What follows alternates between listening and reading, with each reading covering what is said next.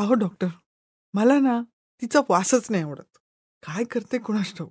आम्ही जेवण बदलून बघितलं तर चालेल का? का वेगळा डिओ वापरायला पाहिजे? सेक्शुअल हायजीन म्हणजे काय? ऐकूया आजच्या पॉडकास्टमध्ये.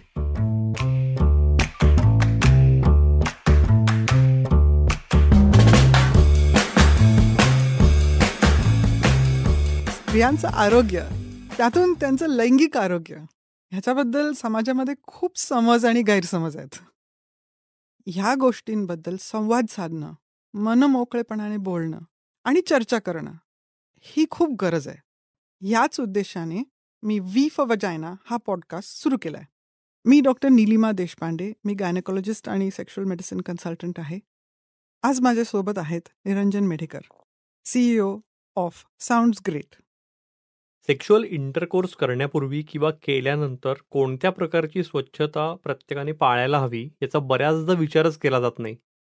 तसंच सेक्स दरम्यान केवळ पुरेशी स्वच्छता न बाळगल्यानं अनेक इन्फेक्शन्सना आपण आपल्या नकळत आमंत्रण देत असतो. त्यामुळेच या एपिसोडमध्ये आपण सेक्शुअल हायजीनविषयी मॅडम चर्चा करणार आहोत, गप्पा मारणार आहोत. तर ऑब्व्हियसली पहिला प्रश्न असा येतो की सेक्शुअल हायजीन म्हणजे नेमकं काय?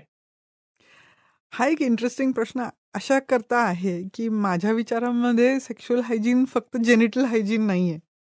आणि इन्फेक्शन टाळलं म्हणजे आपलं हायजीन चांगलं आहे, ही गैरसमज आहे. मी जेव्हा कपल्स बरोबर बोलते तेव्हा जेव्हा हायजीनबद्दल आमचं डिस्कशन चाललेलं असतं, मी त्यांच्याकडे 3 कॅटेगरीजमध्ये हायजीनबद्दल बोलते. नंबर 1 जेनिटल हायजीन किंवा सेक्सच्या वेळेला केलं गेलेलं हायजीन. पण त्याच्या व्यतिरिक्त फिजिकल स्वतःच्या बॉडीचं हायजीन आणि एन्व्हायरमेंटचं हायजीन. आणि तिसरं आणि खूप महत्त्वाचं म्हणजे सायकोलॉजिकल आणि मेंटल हायजीन. सेक्शुअल इंटरकोर्सच्या वेळेला किंवा सेक्शुअल इंटरॅक्शन आणि इंटिमसी इम्प्रूव्ह करण्यासाठी ह्या सगळ्या गोष्टींचं खूप महत्त्व असतं. आपण कुठल्या जागेमध्ये एकमेकांच्या बरोबर इंटिमेट होतो, त्याचे जे पॅटर्न्स असतात ते आपल्या sense of smell, taste, touch, आपण काय ऐकतो, ह्या सगळ्या गोष्टींनी तो एक्सपिरियन्स आपल्या मेमरीमध्ये जडला जात असतो.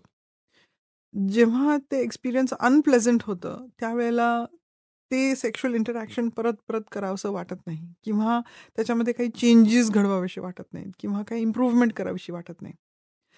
जेनिटल हायजीन जेव्हा अनप्लेझंट होतं, तेव्हा आपल्या सेक्शुअल रेपर्टवा म्हणजे जी व्हरायटी असते, ते इन्क्रीज करण्यामध्ये एक अडथळा येतो किंवा बाधा येते. फॉर एक्झाम्पल, जे कपल्स अजून ओरल सेक्समध्ये इंटरेस्टेड नाही आहेत किंवा कधी एक्सपेरिमेंट केलेलं नाही आहे, जर जेनिटल हायजीनचं चॅलेंज असलं की खूप घाणवास येतो किंवा जमत नाही किंवा तिथे चिकट असतं किंवा हात लावायला आवडत नाही किंवा सिक्रिशन्सच्या बद्दल काहीतरी निगेटिव्ह इम्प्रेशन असते, तर ते कधी ओरल सेक्स अटेम्प्टच करणार नाहीत.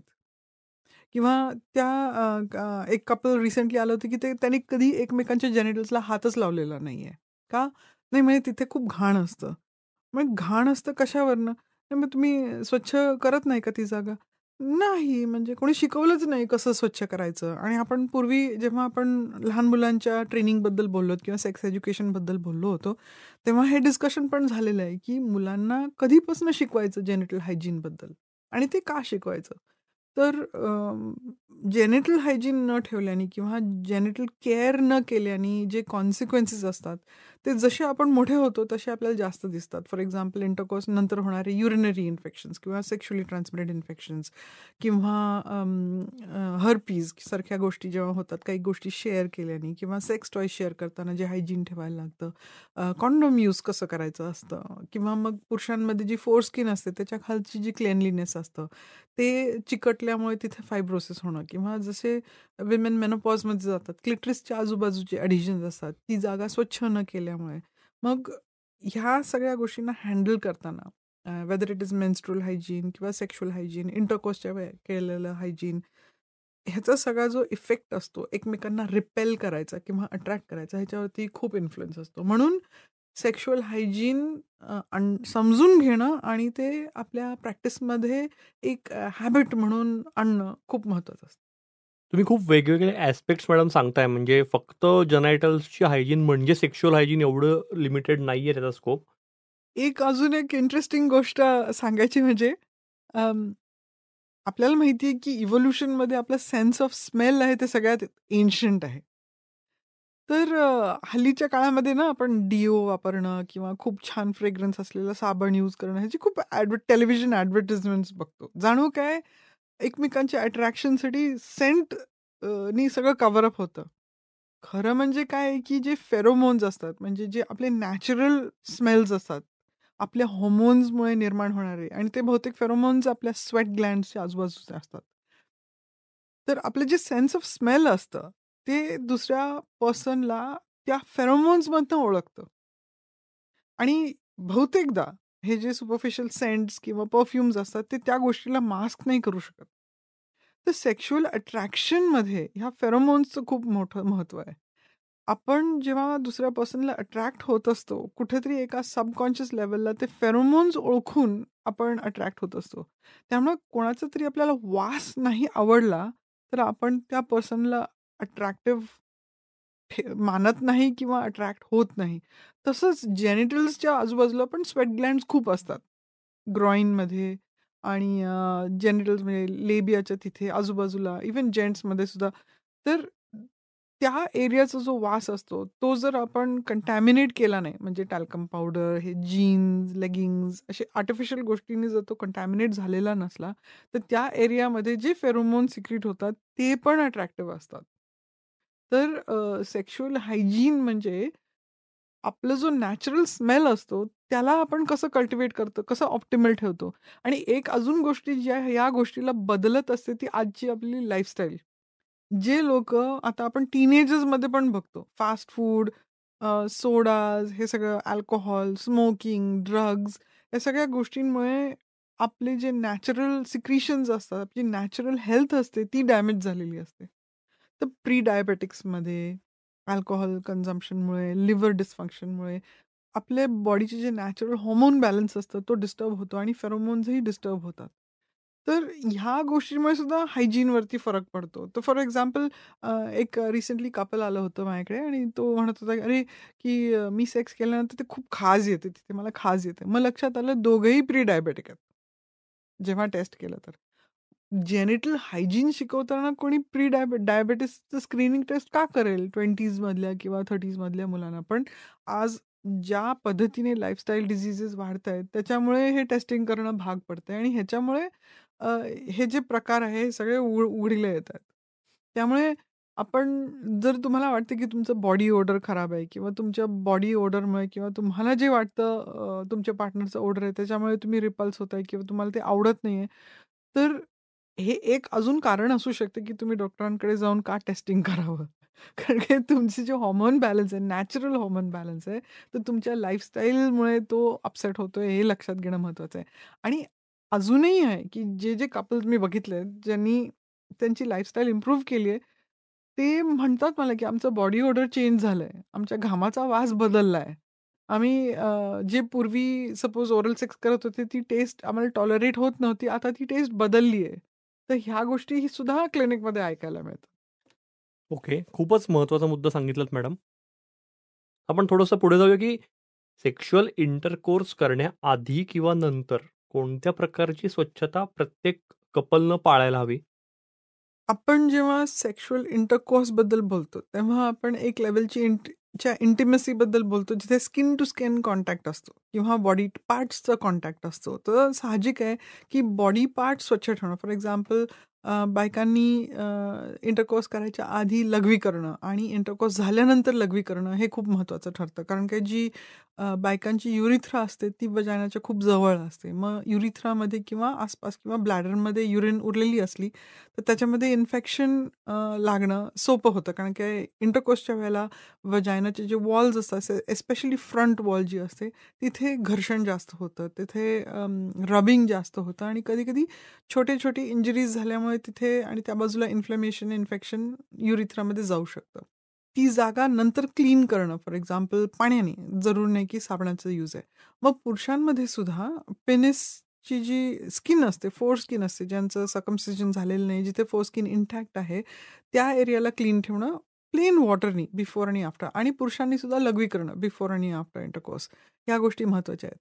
मग ह्याच्या जेनिटल्सच्या पलीकडे जर आपण गेलो तर कुठले पार्ट्स कॉन्टॅक्टमध्ये येतात, तर युजली किसिंगमध्ये आपल्या तोंडाचे पार्ट्स कॉन्टॅक्टमध्ये येतात. तर ओरल हायजीन व्यवस्थित असणं, क्लीन युअर टीथ, दात घासणं, फ्लॉसिंग करणं, रेग्युलर डेंटल चेकअप असणं हे महत्त्वाचं आहे. तर मग भेटायच्या आधी आपण जसं फर्स्ट डेटला जातो तसं कमीत कमी टूथब्रशनी दात स्वच्छ करणं. मग आपण एकमेकाला टच करतो. त्या टचचं जे प्लेजर असतं, सेन्सेशन असतं, आपले हात स्वच्छ असावेत, नखं स्वच्छ असावी, नखाच्या खालची जी घाण असते ती स्वच्छ केलेली असावी, आपली नखं फाईल केलेली असावी, म्हणजे ते टच करताना स्क्रॅच नाही करणार कुठल्याच स्किनला. जी स्किन असते ती फ्रेश असावी, क्लीन असावी. सो एक्सपेक्टेड आहे. जेव्हा मी सेक्स थेरपीमध्ये कपल्सला काउन्सिल करते, तेव्हा मी त्यांना सांगते, तुम्ही शॉवर करा किंवा अंघोळ करा एकमेकांच्या बरोबर यायच्या आधी. कधी-कधी कपल्स म्हणतात, की हे त्यांची स्पॉन्टेनिटी ब्रेक करते. पण आपण प्रत्येक गोष्ट जी करतो, त्याला आपण फोरप्लेमध्ये इन्क्लूड करू शकतो. For example, you can have a shower together. तुम्ही एकत्र शॉवर करू शकता and then go to the bedroom or go and have intercourse. तर ह्या सगळ्या गोष्टी महत्त्वाच्या ठरतात. Cleanliness is just as attractive as confidence. वा. मॅडम, बायकांनी सेक्स नंतर डूश करू नये असं म्हणलं जातं. तर हे डूश नेमकं काय असतं आणि ते का नाही करायचं? डुशिंग एक पद्धत होती जेव्हा आपल्याकडे सेक्शुअली ट्रान्समिटेड इन्फेक्शनसाठी इफेक्टिव्ह ट्रीटमेंट्स नव्हते. त्या काळी काहीतरी सोपी किंवा आयोडीनयुक्त किंवा जेन्शन वायलेट किंवा काहीतरी क्लेनलीनेससाठी ऑइल्स बेस्ड वजायनाच्या आतमध्ये लिक्विड्स घालून वजायना स्वच्छ करायची जी पद्धत होती त्याला डुशिंग म्हणायचं. तर डुशिंगनी काय होते, की जे केमिकल्स यूज केले जातात डुशमध्ये, इवन ते नॅचरल जरी असले, फॉर एक्झाम्पल आपण कोकोनट ऑइल बेस्ड किंवा काही लोकं म्हणतात हे खूप डायल्यूट व्हिनेगर बेस्ड किंवा योगर्ट्स किंवा टॅम्पन कशात तरी बुडवून ते वजायनामध्ये घालणं किंवा बेसिक सोपी सोल्युशन सुद्धा वजायनामध्ये घालून वजायना स्वच्छ करायचा प्रयत्न करणं खूप चुकीचं असतं. नंबर 1, वजायना हे नॅचरली क्लिनिंग ऑर्गन आहे. ते स्वतःला आपोआपच क्लीन करतं. वजायनाचे जे सिक्रिशन्स आहेत आणि त्याची जी ठेवण आहे, त्याचं ऑलरेडी डिटर्मिनेशन असं असतं, की आतल्या गोष्टी बाहेर पडत असतात.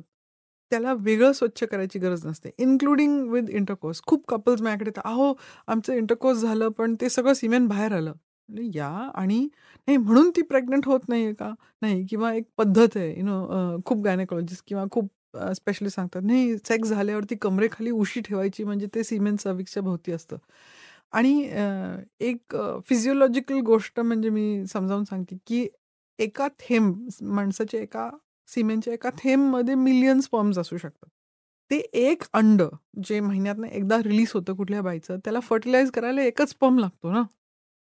करेक्ट. त्यामुळे हे जे प्रिन्सिपल आहे, की कंबर वर खाली किंवा कमरेखाली काहीतरी ठेवायला लागतं किंवा जे सीमेन आत गेलंय ते बाहेर पडतंय.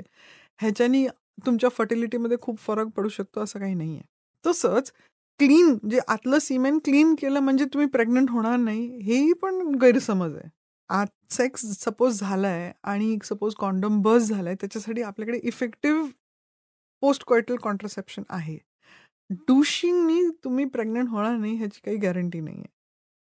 तसंच जर सेक्शुअली ट्रान्समिटेड इन्फेक्शन आहे कपल्समध्ये आणि त्यांनी अनप्रोटेक्टेड इंटरकोर्स केलेला आहे किंवा कॉन्डोम बस्ट झालेला आहे, तर डुशिंगमुळे तुमचं सेक्शुअली ट्रान्समिटेड इन्फेक्शन घ्यायचं जे रिस्क आहे ते काही कमी नाही होत. उलट वजायनाचे जे नॅचरल प्रॉपर्टीज आहेत, त्याचे जे नॅचरल मायक्रोब्स आहेत, जे लॅक्टोबॅसिल आहेत किंवा बाकी जे ऑर्गॅनिझम्स आहेत, जे तुम्हाला प्रोटेक्ट करतात, तेही डॅमेज होतात. वजायनाचे जे नॅचरल ॲसिडिक पीएच आहे, ते तुम्हाला प्रोटेक्ट करत असतं. एस्पेशली रिप्रोडक्टिव्ह इयर्समध्ये ते पण डॅमेज होत असतं. ते डॅमेज झाल्यामुळे बाकी इन्फेक्शन्सला तिथे घर करायला मिळत असतं.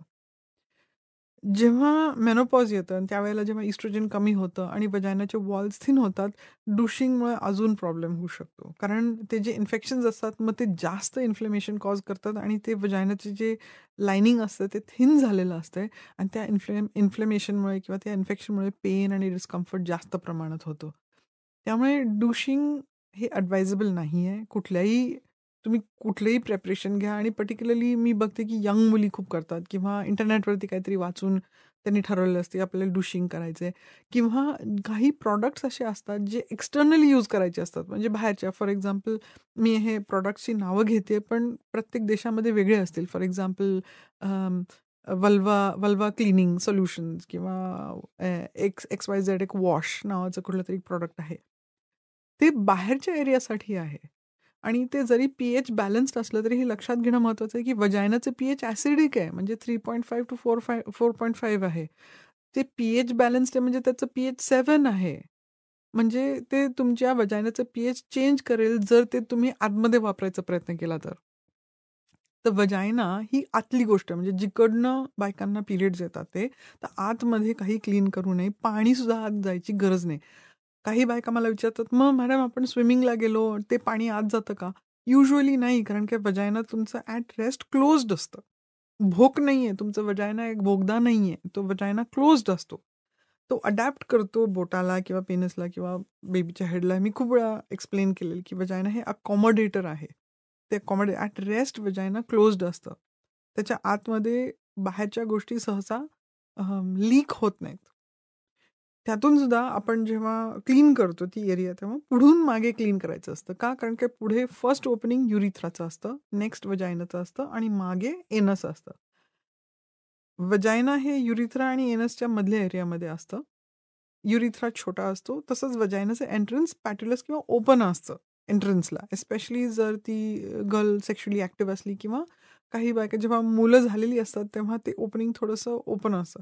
तर एनसच्या आजूभोवतीचे जे बॅक्टेरिया किंवा ऑर्गॅनिझम्स असतात, ते जर चुकीच्या पद्धतीने आपण वॉश केली तर ते पुढे जाऊन वजायनाला कॉन्टॅमिनेट करू शकतात. तर पाणी, सिंपल पाणी यूज करणं पुढून मागे, फ्रंट टू बॅक, ते पाणी वजायनाच्या आतमध्ये घालून स्वच्छ करायची गरज नाही. त्यामुळे डुशिंग हे ॲडवायझेबल नाही आहे.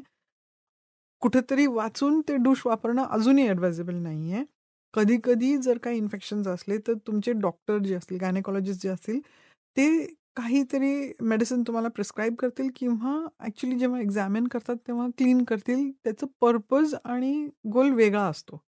त्यामुळे तुमच्या डॉक्टरांनी काहीतरी केलं म्हणून तुम्ही ते घरी जाऊन कॉन्स्टंटली रिपीट करायचं, किंवा माझ्याकडे एक रिसेंटली बाई आली होती. ती म्हणाली, "हो, मी गेले होते आणि त्यांनी ना काहीतरी घातलं आणि मग आतनं सगळं स्वच्छ करून दिलं." कोणी तुमची आतली बाजू स्वच्छ नाही करू शकत. पण आम्ही गायनेकॉलॉजिस्ट जेव्हा असे सर्व्हिक्स बघायचे किंवा वजायनाचे वॉल्स बघायचे आणि सगळं इन्फेक्शन आणि डिस्चार्ज तिथे असला, तर आम्ही कॉटन स्वॅबनी तो क्लीन करून मग सर्व्हिक्स किंवा वजायनाला बघू शकतो. तर ते म्हणजे घासून पुसून स्वच्छ केलेली गोष्ट नसते. ते फक्त सरफेस लेव्हलला जे आपल्याला बघायचंय ते बघता यावं म्हणून क्लीन केलेली गोष्ट असते. त्यामुळे आपण काय करतोय ते समजून करावं, आणि समजलं नसलं किंवा काही मनात विचार आला असला तर तो विचारावा तुमच्या डॉक्टरांनी, की नक्की तुम्ही काय केलं आणि हे मी मी घरी करायचंय का? करेक्ट. मगच ते करावं. खूप इम्पॉर्टंट पॉईंट सांगितलेत मॅडम तुम्ही, की डुशिंगमुळे एकतर प्रेग्नन्सीची रिस्क कमी होत नाही, STIची रिस्क कमी होत नाही. उलट प्रेग्नन्सी तरीही राहू शकते. त्यामुळे डुशिंग हे तुम्ही का करताय आणि विदाऊट डॉक्टरांच्या ह्याच्याशिवाय असं काहीही करू नये. डुशिंग इतकाच दुसरा एक असा मुद्दा येतो, की साबणात पण केमिकल्स असतात आणि त्यानं स्किन ड्राय होते. हे जर सगळं खरं आहे, तर जेनायटल्सना, लैंगिक अवयवांना साबण लावावा का? आणि त्यानं काही साईड इफेक्ट्स होऊ शकतात का? जेव्हा आपली रिप्रोडक्टिव्ह लाईफ असते तेव्हा आपले हॉर्मोन्स नॉर्मल असतात. म्हणजे फॉर एक्झाम्पल इस्ट्रोजन, प्रोजेस्ट्रॉनचे जे चेंजेस असतात सायक्लिसिटीमध्ये, हे बायकांच्याबद्दल मी बोलते आणि पुरुषांच्याबद्दल पण फॉलोअप करीन. तर आपल्या स्किनची जी स्ट्रेंथ असते ती चांगली असते. स्किनमध्ये वेगवेगळे लेयर्स असतात, त्याच्यामध्ये लुब्रिकंट्स असतात, त्याच्यामध्ये ऑइल सिक्रिशन असतात. तर बऱ्याच वेळेला अशा वेळेला जेव्हा आपण सोप यूज करतो, नॉर्मल सोप, नॉट नेसेसरी की तो खूप फ्रेग्रन्स्ड पाहिजे किंवा काय, सिम्पल सोप जेव्हा आपण यूज करतो आणि क्लीन करतो आणि लगेच पाण्याने धुवून टाकतो, तो फारसा वेळ तिथे स्किनवरती राहत नाही.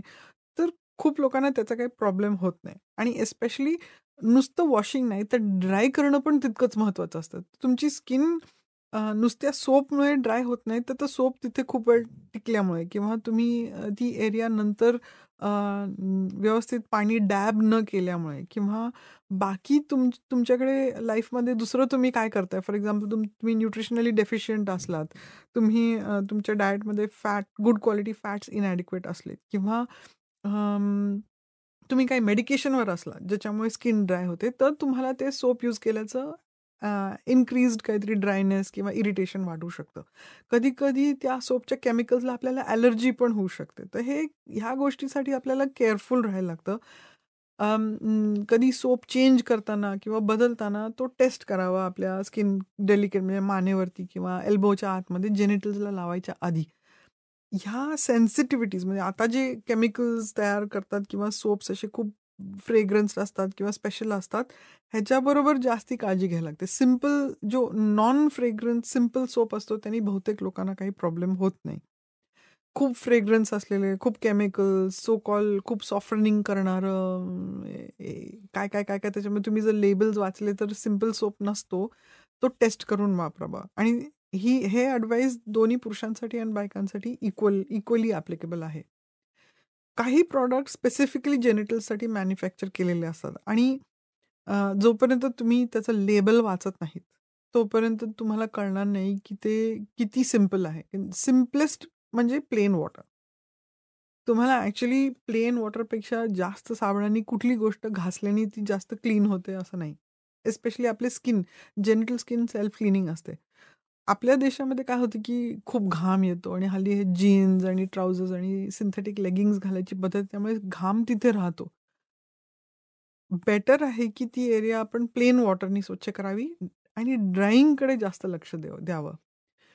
जसं आपण आपलं वय वाढतं पर्टिक्युलरली बायकांसाठी मेनोपॉजमधनं जेव्हा जातो, तेव्हा स्किनचं जे ड्रायनेसचं जो प्रमाण असतं ते खूप जास्त वाढतं. कारण की इस्ट्रोजनचं प्रमाण आपल्या रक्तात कमी होतं. आणि ती जी जेनिटल एरियाची जी स्किन आहे ती पण पातळ होते. त्याला इंजुरीज जास्त होतात.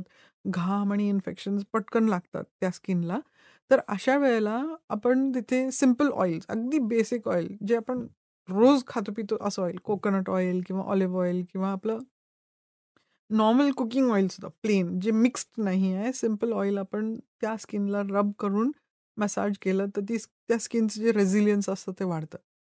परत मी रिपीट करेन की मेनोपॉझल विमेनसाठी व्हजायनल इस्ट्रोजनच्या तुलनेमध्ये दुसरं ॲक्चुअली काही चालत नाही इतकं, जितकं व्हजायनल इस्ट्रोजन वर्क करतं.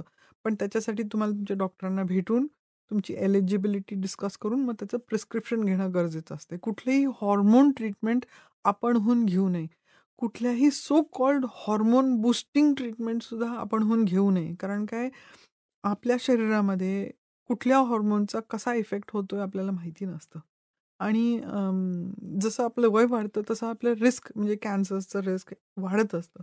आणि ते हॉर्मोन डिपेंडंट असतात. फॉर एक्झाम्पल ब्रेस्ट कॅन्सर आहे, व्हजायनल इतर गोष्टींचे जे असतात. तर अं, स आपण मिसगाईड नाही होऊ. कुठे ऑनलाईन किंवा कुठेतरी ह्याच्यामुळे आपले हॉर्मोन्स बॅलन्स होतात किंवा हॉर्मोन्स वाढतात. मेनोपॉजमध्ये आम्ही तुमचे हॉर्मोन्स वाढवून देऊ. नको हो.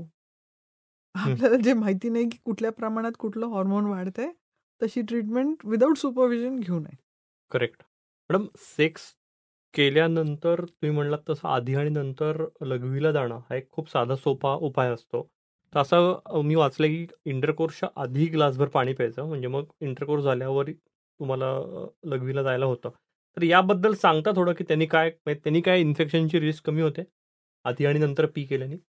रिस्क इन्फेक्शन आणि कुठलं इन्फेक्शन हे आपण बोलूया. एकतर फक्त इंटरकोर्सच्या आधी आणि नंतर पाणी पिणं का तुम्ही जनरली किती हायड्रेटेड आहात हे लक्ष ठेवणं. ते जास्त महत्त्वाचं आहे, की तुमचं हायड्रेशन लेव्हल फक्त इंटरकोर्ससाठी नाही, तर एरवीसुद्धा तुम्ही ऑप्टिमल ठेवलं तर तुमच्या बॉडीचे सिक्रिशन्स काम करतात. तुमच्या बॉडीचे जे अराउजल आहे, everything works better if you are hydrated.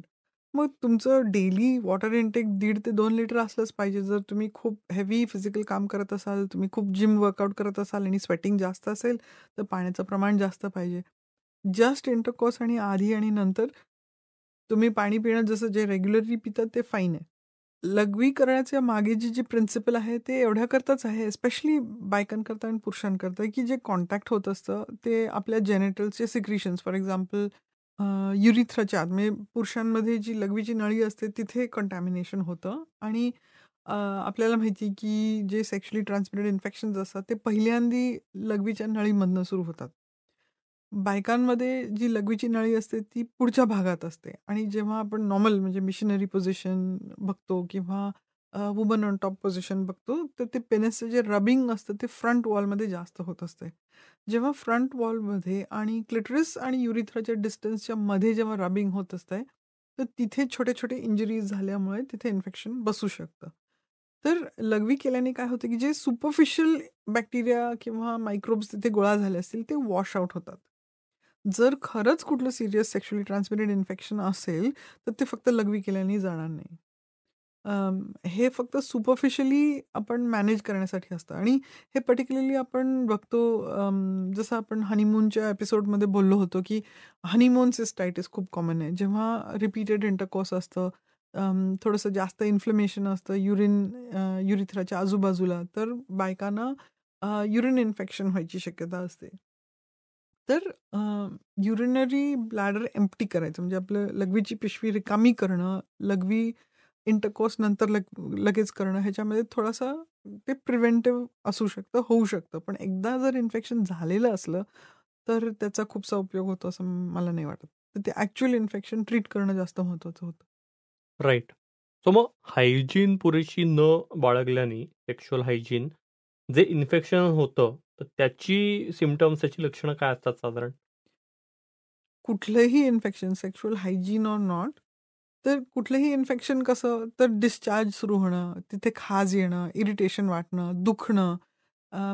आणि जर ते इन्फेक्शन डीप गेलं, आतमध्ये गेलं, तर डीप पेनिट्रेशननी पेन होणं, पुरुषांमध्ये लघवी करताना आगाग होणं, जळजळ होणं, लघवीच्या नळीतनं डिस्चार्ज येणं, मग स्क्रोटममध्ये किंवा टेस्टिस टेंडर म्हणजे दुखणं, कधी-कधी पुरुषांना सुद्धा लघवीच्या सारखे इन्फेक्शन्स म्हणजे लघवी करताना आगाग होणं, जळजळ होणं आणि ओटीपोटात दुखणं. तसंच बायकांना ओटीपोटात दुखणं, डिस्चार्ज होणं, वजायनाच्या आजूबाजूला आगाग होणं, खालचे जे लेबिया आहेत ते सुजणं, कधी-कधी तिथे अल्सर्स होणं किंवा जखमा होणं, मग जांघेमध्ये गाठी येणं, ह्या सगळ्या गोष्टी घडत असतात. खूप सिव्हिअर इन्फेक्शन झालं तर ताप येणं, थंडी वाजून ताप येणं, एस्पेशली लघवीचे इन्फेक्शन जेव्हा आपण म्हणतो तेव्हा. जर ते इन्फेक्शनवरती ट्रॅक झाले, तर मग दोन्ही बाजूला रिनल अँगल्समध्ये, कमरेमध्ये दुखणं, ह्या सगळ्या गोष्टी घडू शकतात. तर हे सगळे ॲडव्हान्स्ड सिम्प्टम्स झाले. लोकल सिम्प्टम जेव्हा आपण म्हणतो, तेव्हा तिथे डिस्चार्ज होणं, जळजळ होणं, आगाग होणं, लघवी करताना आगाग होणं किंवा लघवी जेव्हा कातडीला आजूबाजूला टच होते, तेव्हा तिथे आगाग होणं किंवा खाज येणं. या सगळ्या गोष्टी ह्या कॉमन सिम्प्टम्स असतात इन्फेक्शनचे. ओके. व्हजायनल डिस्चार्जचा तुम्ही उल्लेख केला. म्हणजे बऱ्याच बायकांना तो अंगावरून जाणं हा त्रास असतो. तर यातल्या कोणत्या प्रकारचे व्हजायनल डिस्चार्ज हे काळजी करण्यासारखे असतात किंवा ज्याच्यावर लगेच ट्रीटमेंट घेण्याची गरज असते? आता व्हजायनल डिस्चार्जचा प्रश्न विचारला हा खूप महत्त्वाचा आहे. कारण बहुतेक बायकांना असं वाटतं, की सगळे व्हजायनल डिस्चार्ज वाईट असतात किंवा चुकीचे असतात आणि पर्टिक्युलरली आपण जेव्हा जेनिटल हायजीनबद्दल बोलतोय, तेव्हा ते जेव्हा इंटरकोर्स करतात किंवा पुरुषांबरोबर असतात, तर पुरुषांना तिथे हात लावायला आवडत नाही. "हे काय ते चिकट-चिकट घाण आहे किंवा डिस्चार्ज आहे." तर बायकांची जर फिजिओलॉजी समजून घेतली, तर सायकलमध्ये नॉर्मली सुद्धा वजायनामध्ये सिक्रिशन्स असतात. सर्व्हिक्समधनं सिक्रिशन्स असतात. म्हणजे पिशवीचं तोंड असतं, तिथे सिक्रिशन्स असतात आणि वजायनाचे जी वॉल्स असतात, तिथे पण ग्लँड्स असतात, जे त्या वजायनाला नॅचरली क्लीन करत असतात, लुब्रिकेट करत असतात, सॉफ्ट ठेवत असतात. तर प्रत्येक बाईला माहिती असतं, की आपल्या सायकलमध्ये कधी नॉर्मल डिस्चार्ज वाढतो आणि कधी कमी होतो. त्या डिस्चार्ज उलट एक मेथड पण आहे. आपण नॅचरल फॅमिली प्लॅनिंगबद्दल जेव्हा आपण कॉन्ट्रासेप्शनबद्दल बोललो होतो, तर नॅचरल फॅमिली प्लॅनिंगमध्ये सुद्धा एक सिस्टम आहे, जिथे वजायनल सिक्रिशन्स किंवा सर्व्हायकल सिक्रिशन्सला जज करून आपण ओळखू शकतो, की ओव्ह्युलेशन झालंय का नाही. ह्याचा अर्थ काय, की काही प्रकारचे जे डिस्चार्जेस असतात, ते परफेक्टली नॉर्मल असतात. त्याला आपण फिजिओलॉजिकल डिस्चार्ज म्हणतो. ते इसेन्शियल असतात आणि ते चेंज होत असतात आपल्या बॉडीच्या हॉर्मोन इन्फ्लुएन्सवर. First half of the cycle estrogen असतं, second half of the cycle estrogen plus progesterone असतं. प्रोजेस्ट्रॉन म्हणजे ओव्ह्युलेशन नंतर आलेलं जे हॉर्मोन असतं. त्याच्यामुळे तो डिस्चार्ज थोडासा थिक होतो, व्हाईट होतो. पण कॅरेक्टरिस्टिक नॉर्मल डिस्चार्जचं काय, की ते स्मेली नसतं, ते अनकम्फर्टेबल नसतं, त्याच्यामुळे खाज येत नाही, त्याच्यामुळे त्रास होत नाही आणि अंडरवेअरवरती डाग पडत नाही. हे महत्त्वाच्या गोष्टी लक्षात ठेवणं आहे. जेव्हा आपण म्हणतो, की तो डिस्चार्ज आता पॅथॉलॉजिकल आहे किंवा त्या डिस्चार्जमध्ये इन्फेक्शन झालं असायची सस्पिशन आहे, तर काय होतं की सिम्पटम्स सुरू होतात. म्हणजे आगाग होणं, जळजळ होणं, त्याचं व्हॉल्यूम वाढणं, म्हणजे क्वांटिटी ऑफ डिस्चार्ज खूप वाढलं आहे. मग त्याचा रंग बदलणं, मग पिवळेसर होणं किंवा हिरवेसर होणं किंवा त्याच्यामध्ये बबल्स असणं, अंडरवेअरला वास येणं, अंडरवेअरवरती डाग पडणं. कधी-कधी इन्फेक्शन बरोबर जो डिस्चार्ज येतो त्याच्यामध्ये ब्लडचे म्हणजे रक्ताचे पण डाग स्पॉटिंग असू शकतं. सेम थिंग पुरुषांमध्ये जेव्हा ते फोरस्किन विथड्रॉ करतात, युरिथ्राच्या आजूबाजूला एक नॉर्मल वेटनेस, क्लिअर कलरचं डिस्चार्ज युरिथ्रामध्ये असणं नॉर्मल असतं. पण त्याला पेन, डिस्चार्ज, डिस्कम्फर्ट असं काही नसतं. लहान अगदी 9-10 वर्षाच्या मुलांपासून आपण शिकवायला पाहिजे की ते नॉर्मल, ते तुमच्यासाठी नॉर्मल काय आहे हे तुम्हाला बघून ओळखणं खूप महत्त्वाचं असतं. म्हणून स्वतःला एक्झाम बघणं, क्लीन करणं, ती एरिया स्वच्छ ठेवणं हे प्रत्येकाने करायचं असतं. मग ती एरिया बघताना ते ग्लॅन्ड्सवरती म्हणजे डाग पडले, धब्बे पडले, तिथे काही गोळा झालाय, डिस्चार्ज चिकट आहे, तिथे खाज येते, जळजळ होते, आग होते. हे जेव्हा आपण ओळखतो तेव्हा आपल्याला लक्षात येतं की हे काही बरोबर नाही आहे, आपल्यासाठी नॉर्मल नाही आहे. आता अशी काही इन्फेक्शन्स आहेत का ते आपल्या पण जातात? हे प्रत्येकाने ठरवायचं नसतं. कारण इन्फेक्शन्स काय नाव सांगून येत नाही आणि आपल्याला सेक्शुअली ट्रान्समिटेड इन्फेक्शन्स आज इतक्या मोठ्या प्रमाणामध्ये स्प्रेड आहे. कारण काय सेक्शुअल फ्रीडम आहे, ॲक्सेसिबिलिटी आहे, प्रॉक्सिमिटी आहे, मल्टिपल पार्टनर्स एका वेळेला सायमल्टेनियसली मल्टिपल पार्टनर्स, हे सगळे प्रॅक्टिसेस खूप वाढलेले आहेत. एक इन्फेक्शन झालं तर बहुतेक त्याच्याबरोबर बाकीचे असतात. त्यामुळे स्किन विडी डॉक्टर किंवा गायनेकॉलॉजिस्टकडे जाऊन तपासून घेणं जास्त महत्त्वाचं ठरतं आणि टेस्ट करणं सेक्शुअली ट्रान्समिटेड इन्फेक्शनसाठी. पर्टिक्युलरली जर अनप्रोटेक्टेड सेक्स झालेलं असलं, कॉन्डम डॅमेज झालेला असला, कॉन्डम इंटरमिटंटली यूज होत असला. बरेच कपल्स मला सांगतात, आम्ही कधी-कधी यूज करतो. कधी-कधी यूज करणारा कॉन्डम म्हणजे as good as not using. आणि जर प्रत्येक पार्टनरची आपल्याला सेक्शुअल हिस्ट्री माहिती नसली, तर आपल्याला हेही माहिती नसतं की त्यांच्याकडनं आपल्याला कुठलं इन्फेक्शन कुठून आलंय. कोणाच्या चेहऱ्यावरती लिहिलेलं नसतं की त्यांनी किती पार्टनर्स बरोबर कधी, केव्हा, कसं सेक्स केलेलं आहे. Including oral sex. कोणीतरी मी फक्त ओरल सेक्स केलाय, मी व्हजायनल सेक्स केला नाही. पण हे आपल्याला माहिती आहे की ओरल सेक्सनी सुद्धा इन्फेक्शन्स ट्रान्समिट होतात. तर ह्या कारणाकरता आपण प्रिझ्युम करायचं नाही की आपल्याला जर डिस्चार्ज आहे जो नॉर्मल नाही आहे आपल्यासाठी, फॉर अस, तर त्याचं चेकअप करून घेणं. आणि जर अनप्रोटेक्टेड इंटरकोर्स झालेला असला, कॉन्डोम ब्रेक झालेला असला, बस झालेला असला किंवा आपलं एक्सपोजर 2 ते 3 लोकांपेक्षा जास्त लोकांबरोबर एक्सपोजर झालंय गेल्या 6 महिन्यामध्ये, आपल्या स्वतःला माहिती असतं, तर आपण sexually transmitted infection screening test करून घेणं स्वतःसाठी आणि आपल्या पार्टनरसाठी उत्तम ठरतं. Thank you Nilima madam. जे हायजीन याची व्याख्या आणि त्याचा स्कोप किती मोठा आहे सेक्शुअल हायजीनचा, हा तुम्ही अगदी परफेक्टली एक्सप्लेन केलात. भेटूया पुढच्या एपिसोडमध्ये अशाच एखाद्या महत्त्वाच्या आणखी एखाद्या विषयावर बोलायला. ऐकत राहा V for vagina podcast. Disclaimer. This podcast is for general information purposes only. It does not constitute the practice of medicine, nursing, or other professional healthcare services, including the giving of medical advice. No doctor-patient relationship is formed. The use of this information and the materials linked to this podcast is at the user's or listener's own risk. The content on this podcast is not intended to be a substitute for professional medical advice, diagnosis, or treatment.